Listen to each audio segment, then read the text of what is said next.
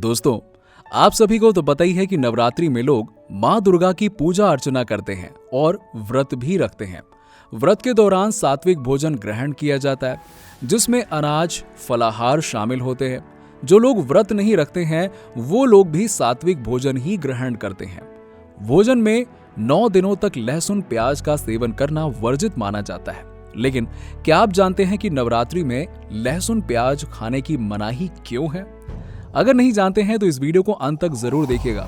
दोस्तों, वैसे तो हिंदू धर्म में कई मान्यताएं हैं, लेकिन जब बात नवरात्रि में प्याज और लहसुन खाने की आती है तो सभी लोग अच्छे से इस नियम का पालन करते हैं।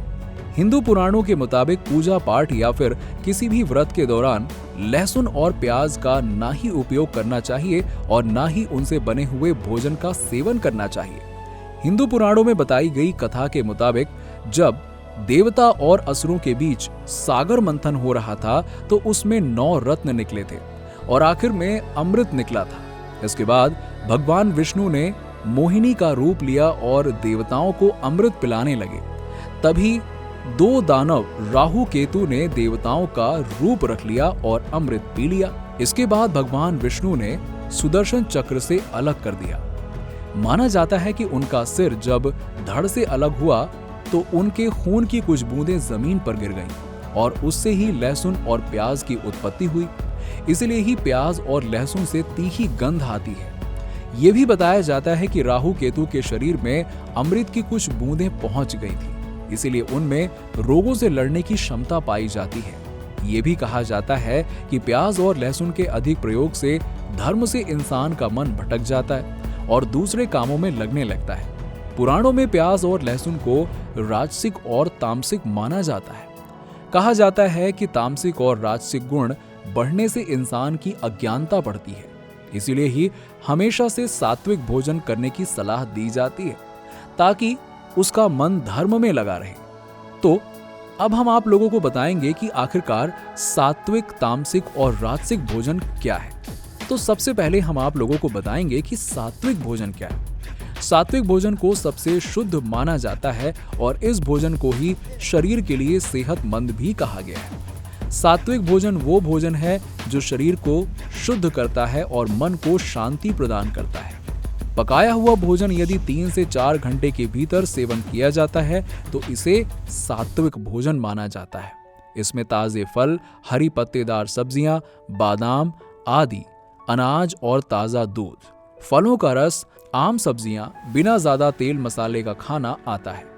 नवरात्रि में सात्विक भोजन करने का विधान है और इसमें लहसुन प्याज शामिल नहीं है। इसीलिए शास्त्रों के हिसाब से लहसुन प्याज का सेवन करना गलत है। इसके बाद अब हम आपको राजसिक भोजन के बारे में बताएंगे। दोस्तों, राजसिक भोजन वो भोजन होता है जो खाने में अत्यधिक स्वादिष्ट लगता है और साथ ही साथ इनमें अलग तरह की गंध होती है। ऐसी गंध जो मुंह में काफी लंबे समय तक रहती है।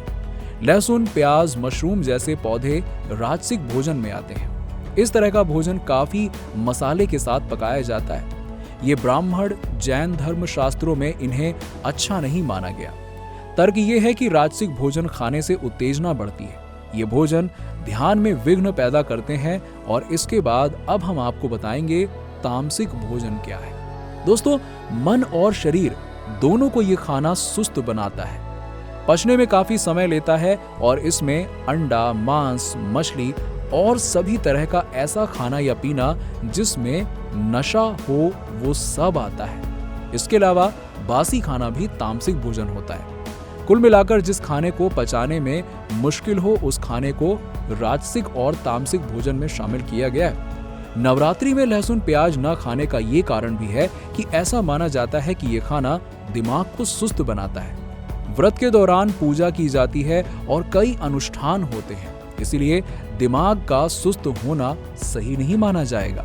दोस्तों, यही कारण है कि नवरात्रि में लहसुन और प्याज खाने की मनाही होती है। तो दोस्तों, उम्मीद करते हैं कि आप लोगों को ये जानकारी जरूर पसंद आई होगी। यदि पसंद आई है तो हमारे इस वीडियो को ज्यादा से ज्यादा लाइक करें, अपने सगे संबंधियों के साथ शेयर करें और हमारे इस चैनल को सब्सक्राइब करना ना भूलें। मिलते हैं आपसे अगले वीडियो में, तब तक के लिए आप सभी को मेरा नमस्कार।